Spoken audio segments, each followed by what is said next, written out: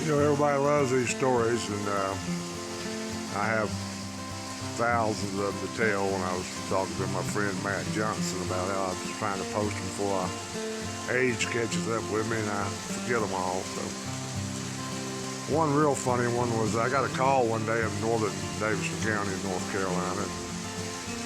The old roads back in those days when I was a deputy were all dirt. And she called in with a call and said that there was a car dragging what looked like to be a man behind the car going down the dirt road with 3 or 4 guys inside the vehicle, and they was dragging a man behind the car.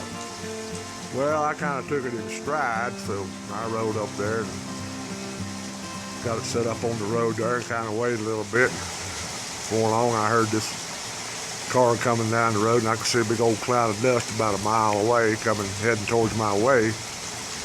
An old green 56 Ford, 2-door hardtop.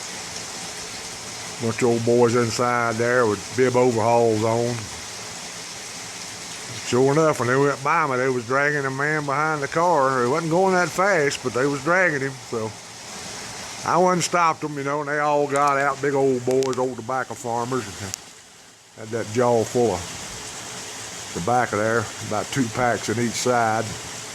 Spitting and carrying on. They all got out, and I went back there, and this fella, he was back there on a big old long rope about 50 feet long and wrapped around his waist. Legs was all scratched up, his arms were scratched up, bleeding. I said, what in the world, what are y'all doing?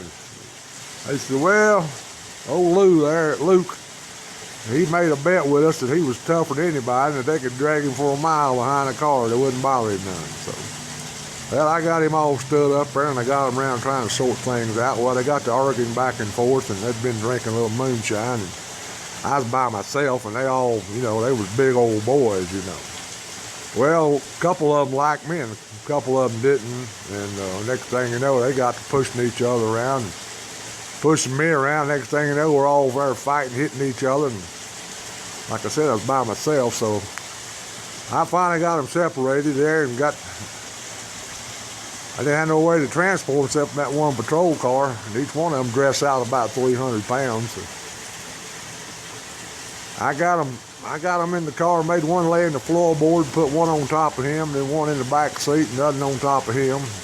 One up there with me, and I come riding in down at the sheriff's office with all these big old boys. And by the time we got down there, they was all made up and buddies and all. So the sheriff, he came walking by, and he said, what in the world you got here? I said, I got a bunch of tough old redneck boys here, just out having a good time. So we didn't charge them with anything. We'll let them go. But it was quite an experience there trying to take on them big old boys by myself. But I'd see them, over the years later on, we'd all laugh about it. But just some of the calls I had, and I just, not all of them were bad. I had some real bad calls, and but them old boys were just having a good time.